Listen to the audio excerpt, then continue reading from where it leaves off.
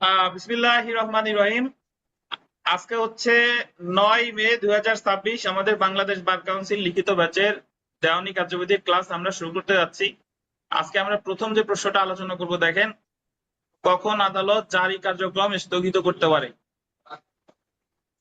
কখন আদালত জারি কার্যক্রম স্থগিত করতে পারে?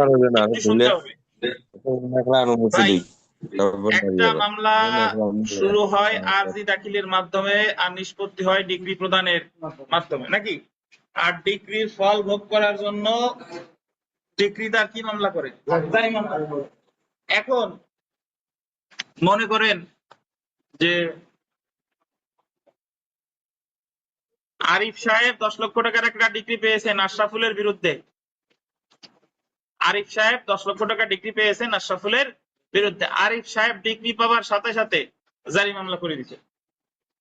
আর যিনি হারছেন দায়িক আশরাফুল, তার প্রতিকার হলো আপিল, নাকি? আপিল। কিন্তু আপিল করার আগে ওনার দেখতে হবে যে এই বিষয়ে কোনো জারি মামলা চলমান আছে কিনা। বুঝছেন? এই বিষয়ে কোনো জারি মামলা চলমান আছে কিনা। যদি উনি দেখে যে অলরেডি একটা জারি মামলা চলমান আছে, তাহলে আগে ওনাকে জারি মামলা স্থগিতের আবেদন করতে হবে, অতঃপর গিয়ে হচ্ছে আপিল। বুঝেন কিনা? ভাইবা বোর্ডে অনেক সময় জিজ্ঞাসা করে, সরল মনেই জিজ্ঞাসা করে যে বলেন তো, আপনি একটা দেওয়ানি মামলার বিবাদী ছিলেন, আপনি হেরে গেছেন মামলায়, এখন আপনি কি করবেন? তাহলে সবার প্রথম বলে যে স্যার আমি আপিল করব। কিন্তু উনি আসলে শুনতে চাইছে যে বলবে যে স্যার এই জায়গায় আগে আমি দেখব যে ডিগ্রিদার কর্তৃক কোনো জারি মামলা চলমান আছে কিনা। যদি জারি মামলা চলমান থাকে, সর্বপ্রথম সেটা আমি স্থগিতের আবেদন করব, অতঃপর গিয়ে করব কি? আপিল। বুঝছেন?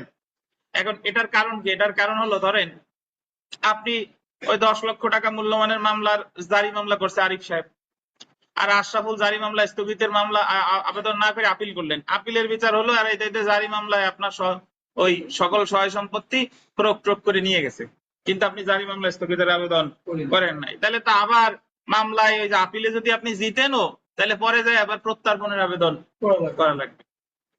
বুঝলেন কিনা? তাহলে আমার যখন আমি দায়ী বা যখন আমার যার বিরুদ্ধে আপিল হয়েছে তার প্রথম কার্যক্রম, যার বিরুদ্ধে ডিগ্রি হয়েছে তার প্রথম দায়িত্ব হলো জারি মামলা চলমান আছে কিনা সেটা স্থগিতের আবেদন করা। এখন আমার জানতে হবে যে জারি মামলা স্থগিতের আবেদনটা আমি কোথায় করবো। জারি মামলা স্থগিতের আবেদন যে আদালতে জারি মামলা চলমান আছে ওই আদালতেও করা যায়, আবার আপিল আদালতেও করা যায়। এখন প্রশ্ন হলো, কখন আমি জারি মামলা যে আদালতে চলমান আছে সে আদালতে করব, আর কখন আমি আপিল আদালতে করব। বিষয়টা হলো, আপনারা জানেন যে 5 কোটি সহকারী জজ, সিনিয়র সহকারী জজ বা 5 কোটি টাকা মূল্যমান পর্যন্ত যে কোনো আপিল হবে কোথায়? জেলা জজের কাছে। জেলা জজের কাছে আপিলের তামাদি মেয়াদ 30 দিন, আর হাইকোর্ট বিভাগে আপিলের তামাদি মেয়াদ 90 দিন। কতদিন?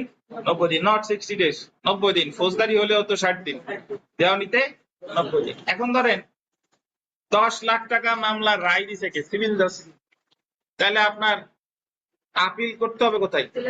জেলা জজের কাছে। আপিলের তামাদি মেয়াদ কতদিন?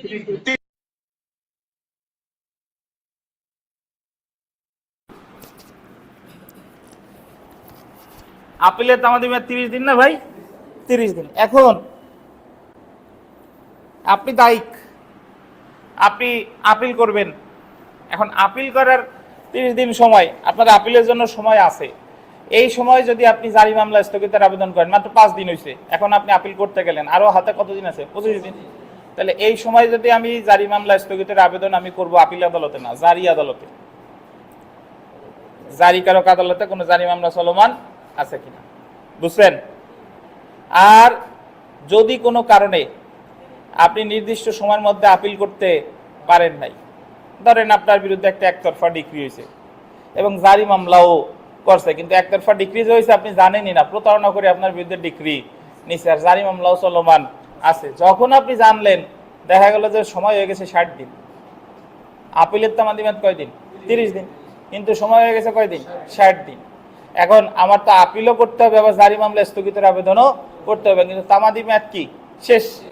তাহলে এই ক্ষেত্রে আমি তো ওই শেষ হইলেও আসলে তো আমি ওই বিলম্ব মওকুফের দরখাস্ত সহ আপিল আদালতের দরখাস্ত দেবো যে ইওর অনার আমার 60 দিন দেরি হলেও অ্যাকচুয়ালি 60 দিন দেরি হয় নাই। কেন হয় নাই?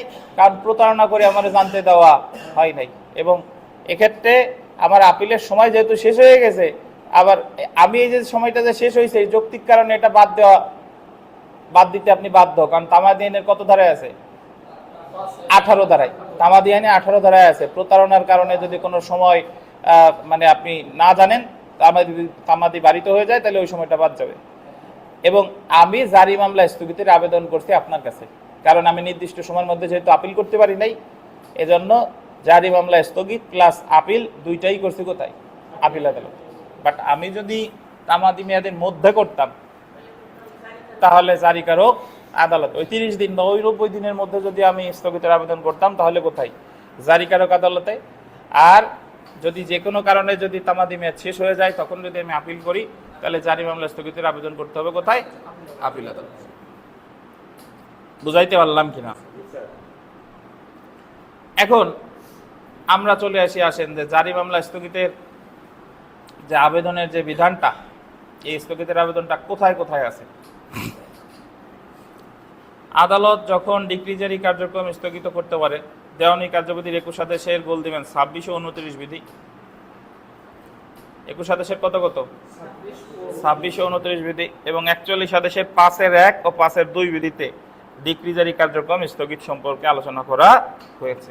তাহলে 21 আদেশের কত 26 ও 29, আর 41 আদেশের 5-1 আর 5-2 বিধিতে ডিক্রি জারি কার্যক্রম স্থগিত সম্পর্কে আলোচনা করা হয়েছে। তো প্রথমে আমরা চলে আসি, দেখেন 21 আদেশের 26, the code of civil procedure 1908 এর অর্ডার 21 অ্যান্ড রুল 626 অনুযায়ী ডিক্রি দায়িক ডিক্রি প্রদানকারী আদালতে অথবা ডিক্রি প্রদানকারী আদালতের ঊর্ধ্বতন আপিল আদালতে কোনো ডিক্রি জারি স্থগিত রাখার জন্য আবেদন করতে পারবে। খুব সহজ কথা, মুখস্থ করার কোনোই দরকার নেই। আপনি বলবেন যে দায়িক জারি মামলা স্থগিতের আবেদন যে আদালতে জারি মামলা চলমান আছে সেখানেও করতে পারে, অথবা আপিল আদালতেও করতে পারে।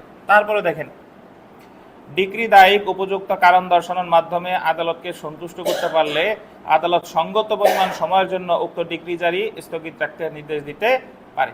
মানে আপনি যেখানেই করেন না কেন, ধরে আপনি জারি মামলা স্থগিতের আবেদন করছেন, ধরেন জারিকারক আদালতেই, আপনি যাই যদি বলেন যে এই জারি মামলা স্থগিত করেন, হবে? আমার তো ব্যাখ্যা দিতে হবে যে ওনার আমি এই মামলায় দায়িক, আমি এই মামলা হাইরে গেছি, এখন জারি মামলা স্থগিত করতে মর্জি হয়। জারি মামলা যদি স্থগিত না করেন, আপিলে জিতেও আমার কোনো লাভ নাই। বুঝেন কিনা? উল্লেখ্য যে এই নিয়মের আওতায় কোনো ডিক্রি জারি স্থগিত রাখতে হলে এই সম্পর্কে ডিক্রি দায়িককেই আবেদন করতে হবে, মানে যিনি দায়িক তাকেই আবেদনটা করতে হবে। ডিক্রি দায়িক ব্যতীত অন্য কোনো আন্ডারলাইন করেন তৃতীয় পক্ষ বা ডিক্রিদার জারি স্থগিত রাখার জন্য আবেদন করলে তা গ্রহণযোগ্য হবে না। তাহলে আমরা এটা জানলাম যে 26-এর যে আবেদনটা, এটা জারিকারক আদালতেও করা যায়, আপিল আদালতেও করা যায়। তবে যেখানেই করেন না কেন, আপনাকে কোর্টকে সন্তুষ্ট করতে হবে যে কেন আপনি জারি কার্যক্রম স্থগিত চাইতেছেন, এবং উনাকেই আবেদনটা করতে হবে। উনাকে মানে কাকে? দায়িককে। এখানে যদি অন্য কেউ এসে আবেদন করে তাহলে কিন্তু হবে না। বুঝা গেল? এবার আসি আমরা 29 রুল বা বিধি 29 অনুযায়ী ডিক্রি প্রদানকারী আদালতে যদি ডিক্রিদার বিরুদ্ধে ডিক্রি দায়িক কর্তৃক দায়েরকৃত কোনো মকদ্দমা বিচারাধীন থাকে, তবে আদালত প্রয়োজন মতো জামানত বা অন্যরূপে শর্তানুসারে উক্ত বিচারাধীন মকদ্দমা নিষ্পত্তি না হওয়া পর্যন্ত ডিক্রি জারি স্থগিত রাখতে পারে। খুবই জটিল কথা, পেছানো কথা। আবার পড়ি, দেখেন, ডিক্রি প্রদানকারী আদালতে যদি ডিক্রিদারের বিরুদ্ধে ডিক্রি দায়িক কর্তৃক দায়েরকৃত কোনো মকদ্দমা বিচারাধীন থাকে, তবে আদালত প্রয়োজন মতো জামানত বা অন্যরূপ শর্তানুসারে উক্ত বিচারাধীন মকদ্দমা নিষ্পত্তি না হওয়া পর্যন্ত ডিক্রি জারি স্থগিত রাখতে পারে। বুঝছেন না?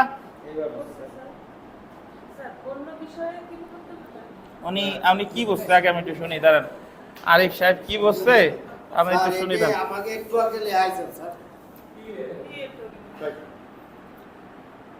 বলছেন না তো, আমি আর কি করে বলছি, এখন আপনি কি বলছেন শুনি দেন। স্যার, আমি যতটুকু বুঝছি যে এই ডিগ্রি প্রদানকারী আদালতে যদি আমার সেম ম্যাটার নিয়ে দুটো মামলা থাকে, এবং একটা মামলায় যদি ডিগ্রি হয়ে যায়, তাহলে ওই আদালতে ওই ম্যাটার নিয়ে যে মামলা চলমান রয়েছে, ওই ওই ওই মামলা যতদিন পর্যন্ত চলমান থাকবে ততদিন পর্যন্ত এই ডিগ্রি। নিজে যা বলছেন নিজে কি বলছেন? স্যার স্যার এটা সাব জুডিসের মতো না।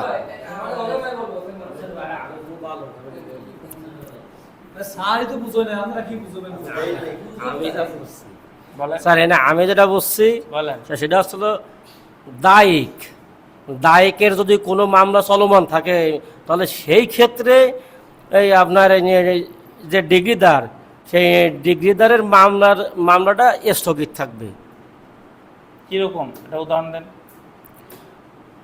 স্যার মনে করেন যে ডিগ্রিদার একটা মামলা ডিগ্রি পাইছে, ডিগ্রি পাওয়ার পরে সে একটা জারি মামলা করছে, কিন্তু জারি মামলা করার পরে ওইখানে দায়িকেরও একটা মামলা আছে, ওই যে ডিগ্রিদারের সাথে একটা মামলা আছে। ডিগ্রিদার আর কি ওনার বিরুদ্ধে ওই জারির আবেদন করছে, জারির আবেদন করে মামলা করছে। তখন আর কি দায়িক বলছে যে স্যার আমার যেহেতু ওই যে ওনার সাথে এই বিষয় নিয়ে একটা মামলা চলমান আছে, এই মামলাটা নিষ্পত্তি যদি না হয়, নিষ্পত্তি না হওয়ার আগে ওনার যদি মামলা জারি মামলাটা যদি নিষ্পত্তি হয়ে যায়, তাহলে আমার তো এনে গলাই গেছি। দেন। ধন্যবাদ। শুনেন আমি বলি, হোসেন মোল্লা প্রায় কাছাকাছি।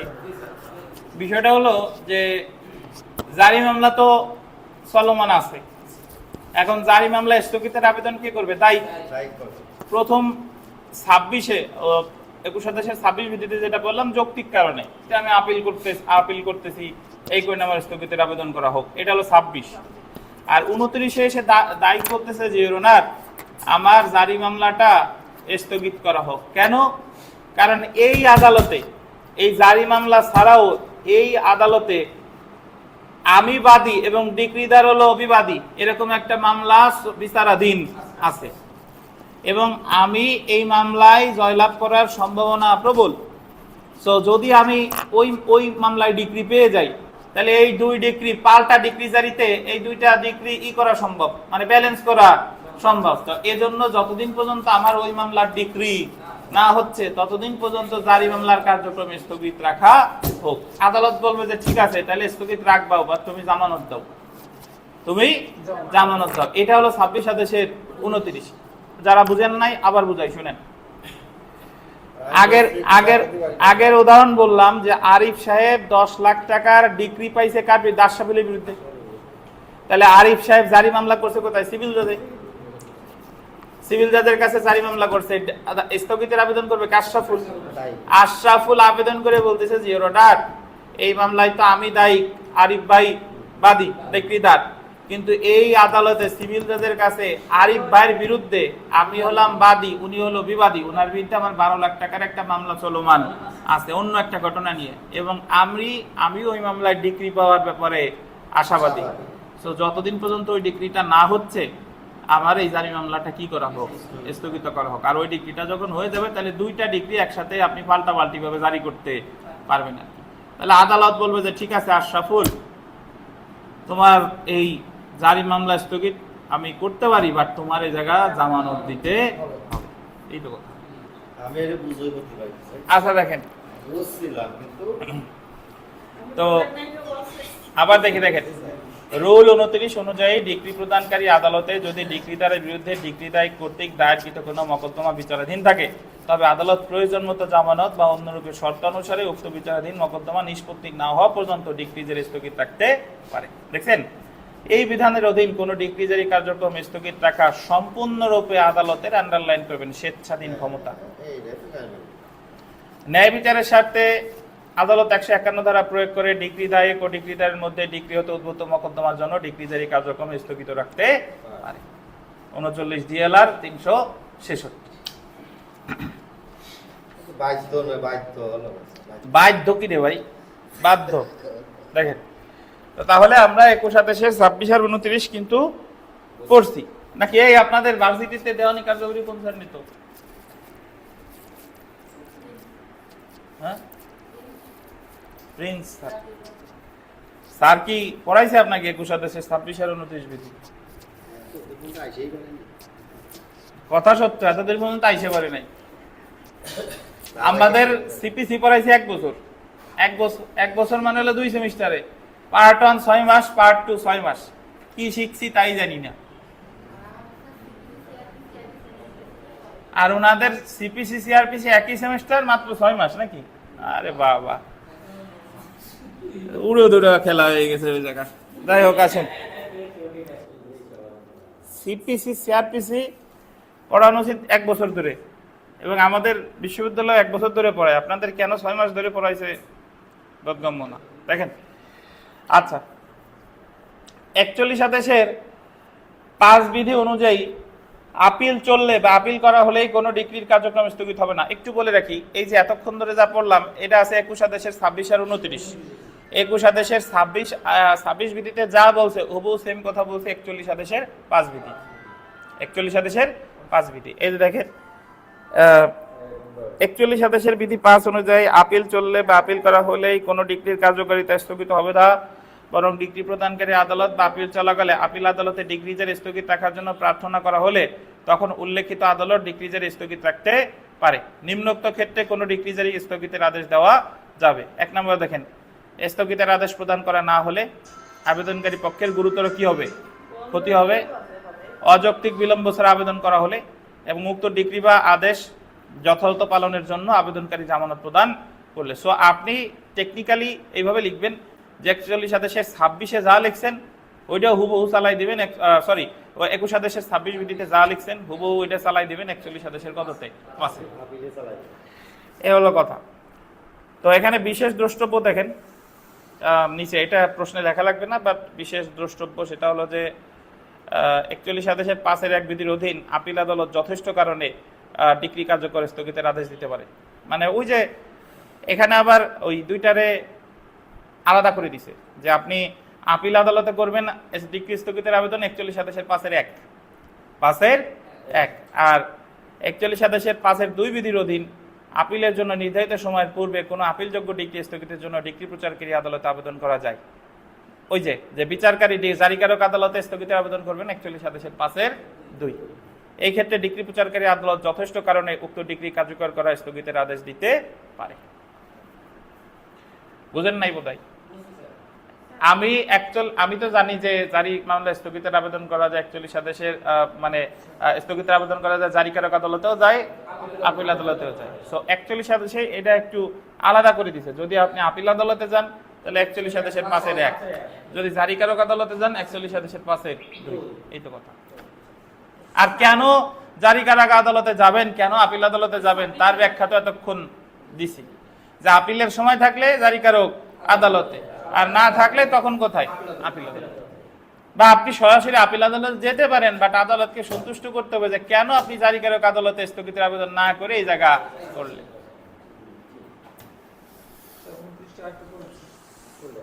29 বোঝেন নাই? কোথায় বোঝেন নাই বলেন? এবার আরিফ সাহেবরে দিয়ে বুঝাবো। এই আরিফ সাহেব, নেন, আপনাদের তো চার্জ দিতে পারলাম না, নেন ওনারে বোঝান। আগে আশরাফুল যে জিজ্ঞেস করেন যে উনি কোথায় বোঝে নাই। স্যার আশরাফুল বোঝে নাই হলো, আর ওনারে জিজ্ঞেস করেন। ডিগ্রি দেওয়া তো স্যার পাইছে, স্যার ডিগ্রি পাইছে, ডিগ্রি পাওয়ার পরে উনি ওই বিষয়ে মামলা করলো, জারি মামলা করলো। এখন আমি আসলাম স্যার পরবর্তীতে জারি মামলা করার জন্য, স্থগিত করার জন্য। আসার পরে আমি কোর্টে জানালাম যে স্যার আমি আরিফ ভাইয়ের বিরুদ্ধে এই সেম ব্যাটারে না আর একটা মামলা করছি, ওনার কাছে 12 লক্ষ টাকা পেতাম। তো স্যার ওই মামলাটা আমার হাতে কিছুদিনের জন্য স্টপ করা হয়। আমার এই মানে আমার এই মামলার রায় পাওয়া পর্যন্ত বন্ধ করা হয় এবং আদালত আমাকে নির্দেশ দেবে যে আপনি এর জন্য ক্ষতিপূরণ দেন। এই কথা তো স্যার। আরিফ সাহেব বলেন। স্যার আমারে না, ওনারে বোঝান, উনি যা বলছে ওনারে বোঝান। ওই একটা মামলা তো দুটো পক্ষ, তো প্রথম পক্ষ ডিগ্রি প্রাপ্ত হয়েছে, ডিগ্রি প্রাপ্ত হওয়ার পরে এখন ওই ডিগ্রি প্রাপ্ত পাইলেই কিন্তু সে প্রতিকার বুঝে পালো না, তখন তার জারিকারক আদালতে যাওয়া লাগবে। তখন জারিকারক আদালতে যখন জারি করছে তখন তো ওদারে তো দায়িক যে অর্থাৎ বিবাদী ওই দায়িক তো মনে করো ক্ষুব্ধ। এখন দায়িক কি করবে? দায়িক তো এখন জারি কারক আদালতে জারি মামলা স্থগিতের জন্য আবেদন দিবে, কিন্তু জারি কারক আবেদন যখন দিবে স্থগিতের জন্য তখন ওই যে কয়েকটা পন্থা আছে, তার মধ্যে 29-21 আদেশের যে 29 বিধিতে যে কথাটা বলছে এটা হচ্ছে যে উনি ওই জায়গায় যে ওটা বলতে পারে যে স্যার এই আদালতে এই জারি মামলাটা স্থগিত করা হোক এই কারণে যে এই সেম ম্যাটার নিয়ে স্যার আমিও একটা বাদী হয়ে মামলা করছি, যে মামলাটা যতক্ষণ পর্যন্ত স্যার এই নিষ্পত্তি না হচ্ছে, এই মামলাটা ডিগ্রি না হচ্ছে, ততদিন পর্যন্ত যদি এই জারির অর্ডার আপনি দিয়ে দেন, হ্যাঁ তাহলে স্যার আমার এই অনেক ক্ষতি হবে।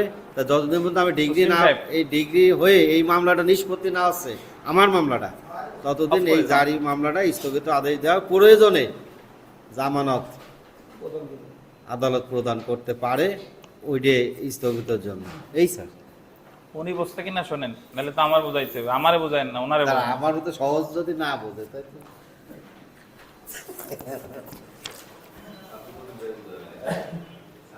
বুঝছেন না হবে নাকি? কোথায় বোঝেন নাই? বুঝছি স্যার। না বলতে ভুলাই তো স্যার। আচ্ছা আমরা পরেরটায় চলে এসি, দেখেন তারপরে আর ওই যে 41-5 যেটা বলেন ওটা কি 29 মতো স্যার? জারি মামলার দরখাস্তে কি কি বিষয়ের উল্লেখ থাকতে হবে, মানে আপনি যখন জারি মামলার দরখাস্ত করবেন ওই মামলায় কি কি বিষয়ের উল্লেখ থাকতে হবে? স্থাবর সম্পত্তির দখল হস্তান্তরের ডিক্রি এবং চুক্তি প্রবলের ডিক্রি জারির বিভিন্ন পদ্ধতি সম্পর্কে আলোচনা করুন।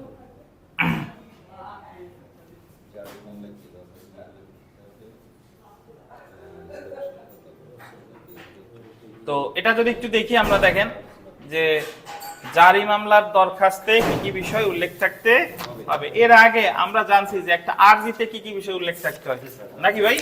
ওই যে আদালতের নাম, বাদী বিবাদীর নাম, কি কি প্রতিকার চাইছে, এই বিষয়গুলো তো আরজিতে উল্লেখ থাকা লাগে। তাহলে জারি মামলার দরখাস্তে কি কি বিষয় উল্লেখ থাকতে হয় এটা যদি আমরা একটু দেখি, দেখেন যে জারি মামলার দরখাস্তে যেসব বিষয় থাকতে হবে, দেওয়ানি কার্যবিধির 21 আদেশের 11 বিধি অনুসারে অর্থ পরিষদের ডিক্রি ব্যতীত ডিক্রি জারির প্রত্যেকটি আবেদন লিখিত হতে হবে। আন্ডারলাইন করেন। তাহলে কোনটা ছাড়া প্রত্যেকটি আবেদন লিখিত হইতে হবে? অর্থ পরিষদের ডিক্রি ব্যতীত আর প্রত্যেকটা ডিক্রি কি হইতে হবে? লিখিত। ডিক্রি জারির আবেদন লিখিত হতে হবে। তো তারপরে দেখেন এবং আবেদনকারী বা মকদ্দমার ঘটনার সাথে পরিচিত অন্য কোনো ব্যক্তির দ্বারা স্বাক্ষরিত বা সত্যাখ্যান হতে হবে। ওই যে মূল মামলা যেরকম ভেরিফিকেশন দরকার হয়, 6 আদেশের 15 বিধিতে ভেরিফিকেশন আছে, এই ডিক্রিও কি হতে হবে? ভেরিফাইড হতে হবে আর কি। এখন আমরা একটু চলে এসেছি যে ডিক্রি জারি মামলার দরখাস্তে কোন কোন বিষয় উল্লেখ থাকতে হবে। মকদ্দমার নম্বর, পক্ষগণের নাম, ডিক্রির তারিখ, ডিক্রি হতে কোনো আপিল দায়ের করা হয়েছে কিনা, ডিক্রি হতে কোনো আপিল, এই সাউন্ড কি ঠিক হইছে? একজন বলছেন ফেটে ফেটে আসতেছে, ফাটা কি কমছে? একটু টেক্সট দিয়ে জানান। ডিক্রি হতে কোনো আপিল দায়ের করা হয়েছে কিনা, ডিক্রি প্রদত্ত হওয়ার পর পক্ষগণের মধ্যে অর্থ পরিশোধ সংক্রান্ত কোনো দাবি সমন্বয় আছে কিনা, যদি হয়ে থাকে সেটার পরিমাণ, ডিক্রি জারির জন্য পূর্বে কোনো আবেদন করা হয়েছে কিনা, যদি হয়ে থাকে অনুরূপ আবেদনের তারিখ ও ফলাফল, যার বিরুদ্ধে ডিক্রি জারি করা হবে তার নাম, আর নিম্নোক্ত পদ্ধতিতে আদালতের সাহায্য প্রয়োজন। এবং আপনি জারি মামলা করে বলে দিবেন যে আমার এই ডিক্রি জারি মামলায় এই ধরনের সাহায্য প্রয়োজন। কোন ধরনের? ওই যে আমরা 51 ধারায় পড়ছিলাম ডিক্রি জারির পদ্ধতি কয়টা? 5টা, মনে আছে? ওই যে গতকালই তো বললাম, সম্পত্তি অর্পণের মাধ্যমে, সম্পত্তি অর্পণের মাধ্যমে, ক্রয়বিহীন বিক্রয় বা ক্রয়বিহীন বিক্রয়ের মাধ্যমে, মনে নাই? তারপরে ওই যে রিসিভার নিয়োগের মাধ্যমে, দেওয়ানি কারাগারে আটকের মাধ্যমে, অন্য কোনো পন্থায়। এই যে সেই 5টা।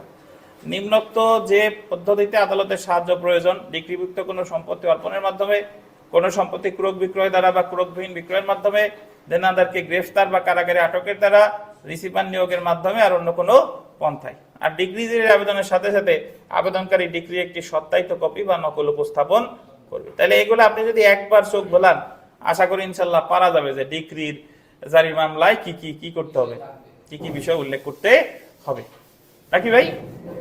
আচ্ছা, এখন আমরা চলে আসি, দেখেন যে বলছে এখানে দুইটা ডিক্রির কথা বলছে। একটা হলো ওই যে স্থাবর সম্পত্তির দখল স্থানান্তরের ডিক্রি জারি পদ্ধতি, মানে আপনি যদি স্থাবর সম্পত্তির দখল উদ্ধারের ডিক্রি জারি মামলা করেন তাহলে ডিক্রি জারি করে আদালত কি করবে, আর চুক্তি প্রবলের মামলা ডিক্রি জারির আবেদন করলে কি কি করবে।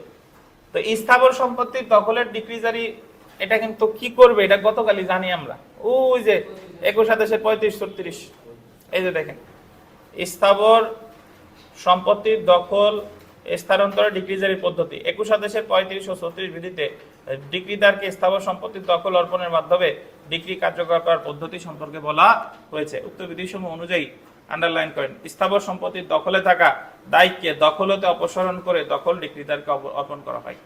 তাহলে আপনি যদি স্থাবর সম্পত্তির দখলের ডিক্রি পেয়ে আবেদন করেন,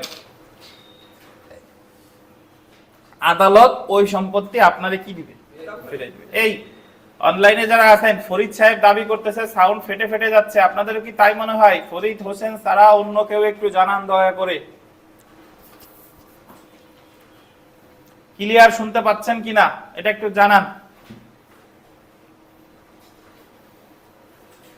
আচ্ছা ক্লিয়ার, একজন যদি বলে ক্লিয়ার তাহলে ক্লিয়ার, দেখেন ধন্যবাদ।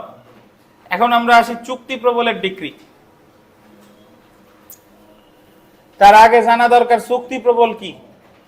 চুক্তি প্রবল হলো, আমরা এই তো দেওয়ানি কার্যবিধি শেষ হলে সুনির্দিষ্ট প্রতিকার আইন পড়বো, সেখানে আছে দুই পক্ষের মধ্যে একটা বিষয় নিয়ে চুক্তি হয়েছে। ধরেন একজন জমি বিক্রি করতে চাইছে আর একজন জমি বিক্রি করতে কিনবে, একজন বেচবে। এখন বায়না চুক্তি হওয়ার পর হঠাৎ যে কোনো এক পক্ষ বলতেছে, যিনি বিক্রি করবে তিনি বলবে যে আমি বিক্রি করব না। তখন যিনি ক্রেতা তিনি যে চুক্তি প্রবলে মামলা করে দিছে এবং আদালত ডিক্রি দিছে তারে যে তুমি জমি অবশ্যই বিক্রি করবা।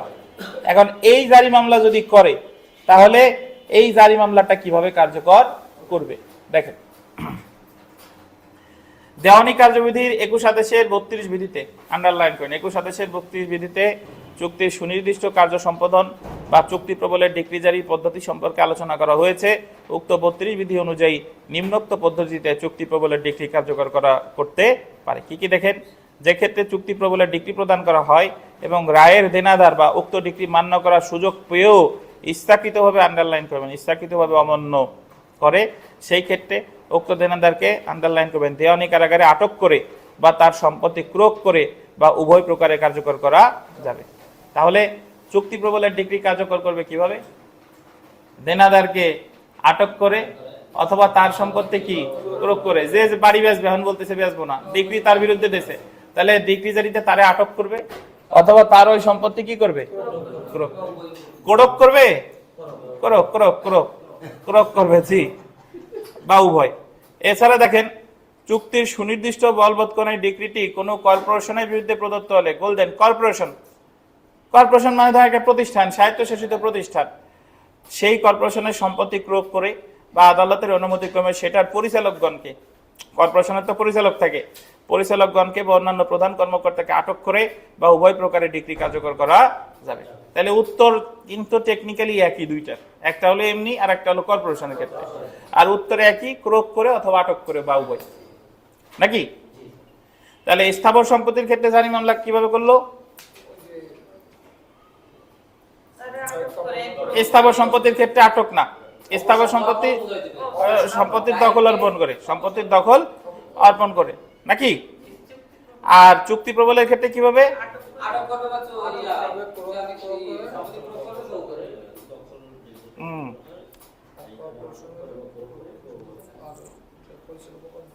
আচ্ছা, এখন আমরা এটার সাথে আর একটা বোনাস আছে, মানে আপনি 32 বিধি যদি পড়েন, 32-এ তো নরমালি আমরা পড়লাম কি চুক্তি প্রবল নাকি? এই 32-এর হুবহু আছে নিষেধাজ্ঞা ডিক্রি, মানে চুক্তি প্রবলের ক্ষেত্রে যা যা করতে পারে নিষেধাজ্ঞা ডিক্রির ক্ষেত্রেও কি তাই করতে পারে। দেখেন নিষেধাজ্ঞার ডিক্রি জারির পদ্ধতি। দেওয়ানি কার্যবিধির 21 আদেশের 32 বিধিতে নিষেধাজ্ঞার ডিক্রি জারির পদ্ধতি সম্পর্কে আলোচনা করা হয়েছে। নিষেধাজ্ঞার ডিক্রি জারির বিধান হলো, যে ক্ষেত্রে নিষেধাজ্ঞার ডিক্রি প্রদান করা হয় এবং রায়ের দেনাদার উক্ত ডিক্রি মান্য করার সুযোগ পেয়েও ইচ্ছাকৃতভাবে কি করে, অমান্য করে, সেই ক্ষেত্রে উক্ত দেনাদারকে দেওয়ানি কারাগারে আটক করে বা তার সম্পত্তি ক্রয় করে বা উভয় প্রকারে কার্যকর করা যাবে। তাহলে চুক্তি প্রবলের ডিক্রি কার্যকরের যে পদ্ধতি, নিষেধাজ্ঞার ডিক্রি কার্যকর করারও কি সেম পদ্ধতি। নিষেধাজ্ঞার ডিক্রিটি কোনো কর্পোরেশনের বিরুদ্ধে প্রদত্ত হলে সেই কর্পোরেশনের সম্পত্তি ক্রয় করে বা আদালতের অনুমতিক্রমে সেটার পরিচালকগণকে বা অন্যান্য প্রধান কর্মকর্তাকে আটক করে বা উভয় প্রকারে নিষেধাজ্ঞার ডিক্রিটি কার্যকর করা যাবে। একই। তাহলে আমার চুক্তি প্রবলের ডিক্রির সাথে নিষেধাজ্ঞার ডিক্রি জারি ফ্রি, মানে উত্তর লেখার ক্ষেত্রে টেকনিক কি একই। এখন একটু গভীরের কথা বলি, সেটা হলো যে আপনি যখন স্থায়ী নিষেধাজ্ঞার ডিক্রি পাবেন, স্থায়ী নিষেধাজ্ঞার ডিক্রি মানে তো কোনো পক্ষরে নিষেধ করছে যে তুমি ওর জীবনে হুমকি দেবা না, তুমি ওর জীবনে বেদখল করবা না। নিষেধাজ্ঞার ডিক্রি জারি মামলা কিন্তু সাথে সাথে করা লাগে না।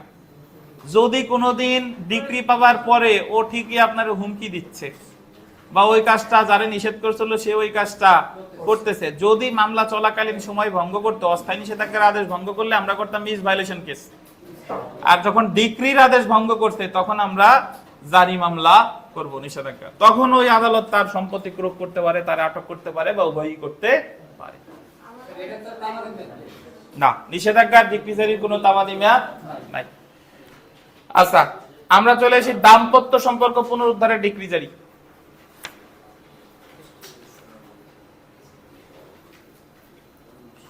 দাম্পত্য সম্পর্ক পুনরুদ্ধারের ডিক্রি জারি, রেস্টিটিউশন অফ কনজুগাল রাইটস। এখন প্রশ্ন উঠে, স্যার দাম্পত্য সম্পর্ক পুনরুদ্ধার কি? দাম্পত্য সম্পর্ক পুনরুদ্ধার মানে হলো স্বামী স্ত্রীর যে কোনো একজন সংসার করতে চাচ্ছে না, যে চাচ্ছে না মামলা করবে আর একজন, স্বামীও করতে পারে স্ত্রীও করতে পারে। এখন দাম্পত্য সম্পর্ক পুনরুদ্ধারের ডিক্রি, আদালত ধরেন ডিক্রি দিল যে আরিফ সাহেবকে নির্দেশ দেওয়া হলো উনি অমুকের সাথে সংসার করবে, আদালত ডিক্রি দেওয়ার পরেও আরিফ সাহেব সংসার করে না, মানে তার আদালতের ডিক্রি তিনি মান্য করতেছে না, তাহলে অপর পক্ষ এসে মামলা করে দিছে জারি মামলা, যে ডিক্রি কার্যকর করা হোক। এই জায়গা আরিফ সাহেবরে জোর করে সংসার করানো যাবে না, মানে তারে এমন বাইন্ধে রাখা যাবে না যে কেন সংসার করবি না, তারে গ্রেফতার করা যাবে না, তার সম্পত্তি ক্রয় বিক্রয় করা যাবে। অর্থাৎ দাম্পত্য সম্পর্ক পুনরুদ্ধারের মামলার ক্ষেত্রে কাউকে দেওয়ানি কারাগারে আটক রাখা যাবে না। কি করা যায়? তার সম্পত্তি ক্রয় বিক্রয় করা যায়। এই যে দেখেন, দেওয়ানি কার্যবিধির 21 আদেশের 32 ও 33 বিধিতে দাম্পত্য সম্পর্ক পুনরুদ্ধারের ডিক্রি জারি পদ্ধতি সম্পর্কে আলোচনা করা হয়েছে। অত্র বিধিসমূহ অনুসারে যে ক্ষেত্রে দাম্পত্য সম্পর্ক পুনরুদ্ধারের ডিক্রি প্রদত্ত হয় এবং দায়িক ইচ্ছাকৃতভাবে সেই ডিক্রি প্রতিপালন অমান্য করে, সেই ক্ষেত্রে দায়িকের সম্পত্তি ক্রয়ের মাধ্যমে ডিক্রি বলবৎ করা যেতে পারে। এই একটা মজার কথা বলি, শুনেন। আমাদের এই লেকচার যে শুধু খানলো একাডেমির লেকচার যে শুধু স্টুডেন্টরা দেখে তা না, অনলাইনে যারা ক্লাস নেয় এরাও আমাদের এই লেকচার দেখে তারপরে উনি ওই জায়গায় ক্লাস নেয়, ঠিক আছে? এবং তারা দেখা গেলো ফেসবুকের ফলোয়ার আমার তো অনেক বেশি, আমার তো ফেসবুকে কোনো ফলোয়ার নাই, আমি তো স্ক্রিনের সামনে আসি না, তার দেখা গেলো যে এক ভিডিও করলে 20-30 হাজার ভিউ হয় সাথে সাথে, আর সামনে আরো বেশি হয়। তো নাম বলবো না, একজন লোক দেখলাম যে ওনার জ্ঞান খুব সীমিত, উনি বইও একখান বের করছে এবং উনি বহু আগে খানলো একাডেমির সাবস্ক্রাইবার, উনি আগে হাবিজাবি পড়াইতো, এখন গতকাল হঠাৎ করে আমার সামনে চলে আসছে, এখন ওনারা দেখি যে দণ্ডবিধির অতিরাষ্ট্রিক প্রয়োগ করাচ্ছে। মানে অতিরাষ্ট্রিক প্রয়োগ তো ওনার জীবনে শব্দই শোনার কথা না, তার মানে এই আমার লেকচার দেখে উনি অতিরাষ্ট্রিক পাইছে, পাইয়েই যে এখন উনি ওইটা পড়াচ্ছে এবং বইটা বের করে ভালো কামাই টামাই করে নিচ্ছে আর কি। দেখেন, স্বামী বা স্ত্রী ব্যতীত অন্য কোনো ব্যক্তির বিরুদ্ধে দাম্পত্য সম্পর্ক পুনরুদ্ধারের ডিক্রি প্রদত্ত হয় না এবং শুধুমাত্র এই কারণে তাদের সম্পত্তি ক্রয় করা যেতে পারে। স্বামী বা স্ত্রীকে দেওয়ানি কারাগারে আটক করে, এটা আন্ডারলাইন করেন, যদি ওই যে মোটা করে দেওয়া আছে, স্বামী বা স্ত্রীকে দেওয়ানি কারাগারে আটক করে দাম্পত্য সম্পর্ক পুনরুদ্ধারের ডিক্রি কার্যকর করা যায় না। অবাধ্য স্ত্রীকে তার স্বামীর সাথে যেতে বা বসবাস করতে আদালত বাধ্য করতে পারে না।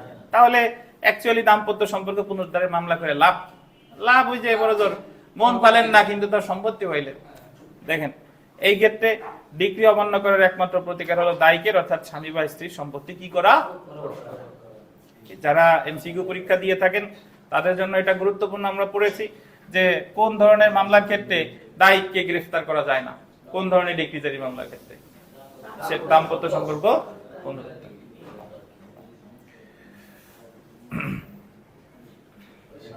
কোন প্রশ্ন আছে ভাই?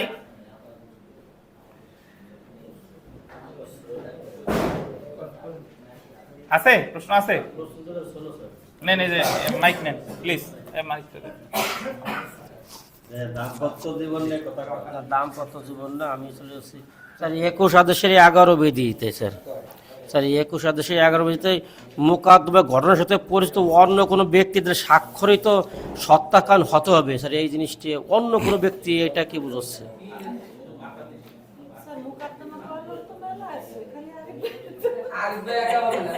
এই শুনেন, বিষয়টা হলো ভালো প্রশ্ন করছেন।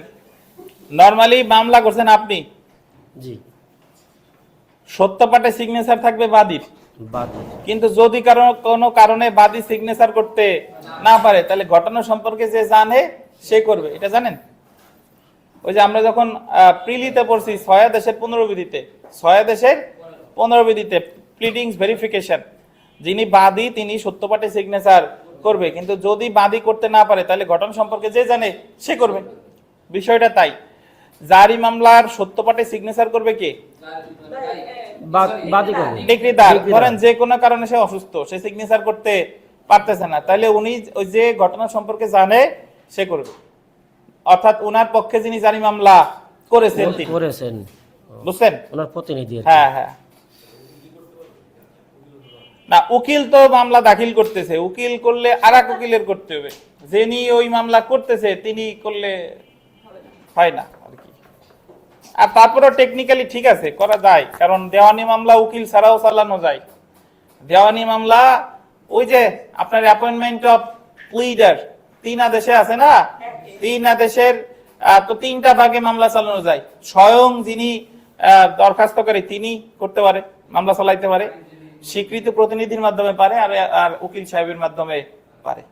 আমার একজন ছাত্র আছেন, উনি আসলে স্টুডেন্ট না, বাট স্টুডেন্ট কিনা জানি না, তবে উনি আমার এই লেকচার দেখে, ওনার নাম সুভাষিস চক্রবর্তী, খুলনা, ওনার 10-12টা মামলা আছে, দেওয়ানি মামলা, এবং এই 10-12টা মামলা উকিল সাহেবের টাকা দেওয়ার সামর্থ্য ওনার নাই, তো উনি ওনার মামলা একা একা চালায়, একা একা করে, এবং ওখানকার যিনি বিচারক মহোদয় উনিও বরং আগ্রহ নিয়ে ওনার কথা শোনে যে এই লোক তো সরাসরি উকিল না, বাট তারপরে মামলা পরিচালনা করতেছে।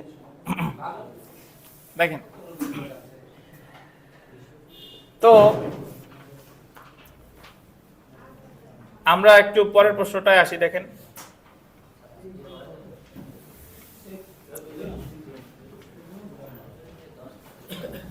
উমা দেখেন, এই নাইম গাজী মনে কালকে আসেন নাই নাকি?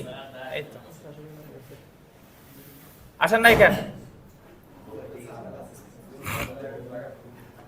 ডিক্রি জারির জন্য সে আদালতেই দরখাস্ত করতে হবে যে আদালত কর্তৃক ডিক্রিটি প্রদত্ত হয়েছে।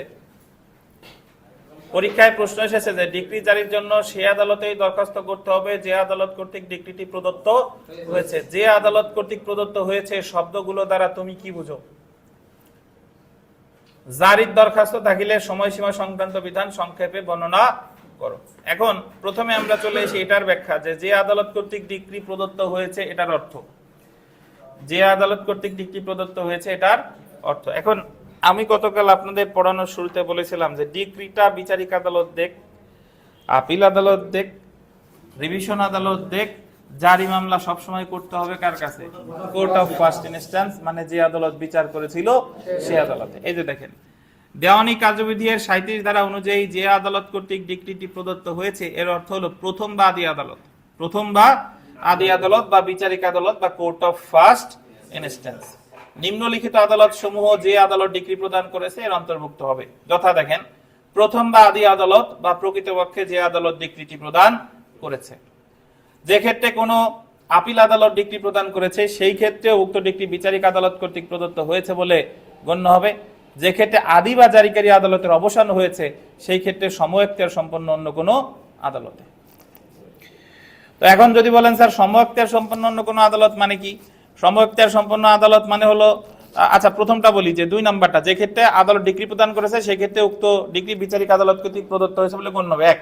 আর যে ক্ষেত্রে আদি বা জারিকারী আদালতের অবসান হয়েছে সেই ক্ষেত্রে সমএখতিয়ার সম্পন্ন অন্য কোনো আদালতে। উদাহরণস্বরূপ বলি, ধরেন গোপালগঞ্জের সিভিল জাজ ডিগ্রি দিছিল, কিন্তু যখন জারি মামলা করবে তখন আর গোপালগঞ্জ সিভিল জাজ নাই, হয়ে গেছে ফরিদপুর সিভিল জাজ। কারণ সরকার এসে গোপালগঞ্জ নাম নিশ্চিহ্ন করে ফেলাইছে, তাহলে এখন আর গোপালগঞ্জ সিভিল জাজ নাই, কে হইছে? ফরিদপুর সিভিল জাজ। তাহলে জারি মামলা করবে কার কাছে? ফরিদপুর সিভিল জাজের কাছে। বুঝতে পারছেন? এটা বলছে আর কি। 3 নম্বরে সমএখতিয়ার সম্পন্ন অন্য কোনো আদালত, অর্থাৎ কোন ডিগ্রি বিচারিক আদালত বা আপিল আদালত বা রিভিশন আদালত সহ যে আদালত কর্তৃক প্রদত্ত হোক না কেন, ডিগ্রি জারির আবেদন করতে হবে সর্বদা প্রথম বা আদি আদালতে। বোঝা গেল? তাহলে ডিগ্রি জারির আবেদন করতে হবে কোর্ট অফ কোথায়? First instance.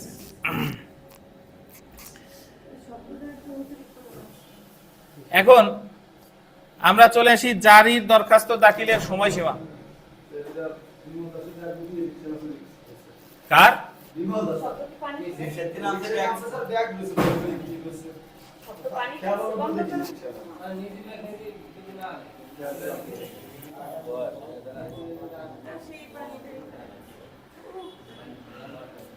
দেখেন শুনেন, জারির দরখাস্ত দাখিলের সীমা একটু শুনে রাখেন, এটা হিন্টস দিয়ে দিই, আগামী দিন বিস্তারিত পড়ব। জারি মামলা দায়েরের প্রাথমিক সীমা হলো 3 বছর। প্রথম দরখাস্ত মানে আপনি ডিগ্রি পাইছেন, পাওয়ার সাথে সাথে জারি মামলার সময় কতদিন? 3 বছর। 3 বছরের মধ্যে আপনি জারি মামলা করবেন। জারি মামলা করার পরে যদি দায়িক এসে আপনার জারি মামলা স্থগিত করছে, কি করছে? স্থগিত করে আপিল করছে, রিভিশন করছে, যা খুশি করছে, তো সেই ক্ষেত্রে আপনাদের ওই জারি মামলা স্থগিতের নতুন আবেদন করতে হবে 12 বছরের মধ্যে। তো আজকে এই পর্যন্তই, যান ভালো থাকেন। আগামী দিন আপনাদের মঙ্গলবার পড়া আছে, মঙ্গলবার বিস্তারিত আলোচনা করবো ইনশাআল্লাহ।